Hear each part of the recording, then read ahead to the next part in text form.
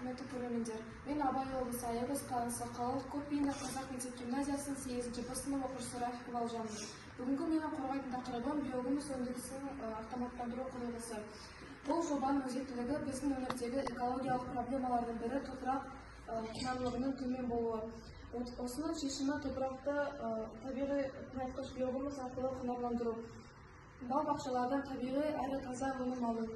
Бұл жобаның мақсаты таза табиғи тыңайтқыш биогумус арқылы инновациялық әдіс-тәсілін ұсыну. Тыңайтқыш және шылаушы сатып алып, халықты жұмыспен қамтамасыз ету. Тағам қалдықтарын жинап, зелен құрт қорегі ретінде пайдаланып, қалдық мөлшерін азайту.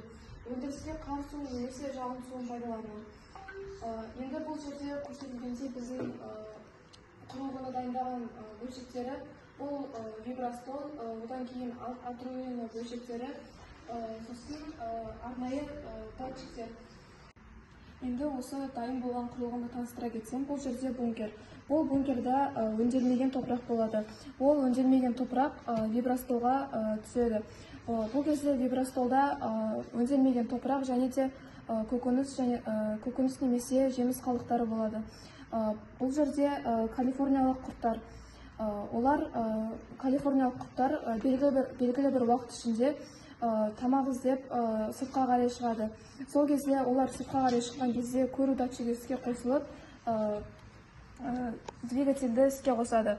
Бұл двигатель іске қосылған кезде жұмыс барысында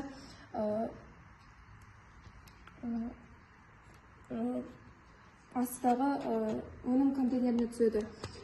Бұл контейнерға түскеннен кейін екінші двигатель іске қосылады да өңделмеген топырақты бункердағыны вибростолға қарай қайта түсіреді. Және де осы кезде жұмыс барысында топыраққа ылғалдылығы төмен болса немесе тіпті құрғақ болса, онда ол кезде ылғалдылық датчигі іске қосылады да су насосы арқылы топыраққа ылғалдылық беріледі. Ол ылғалдылық температурасын осы экран арқылы көруге болады. Осылайша биогумус өндірісінің автоматтандыру құрылғысы жұмыс жасайды.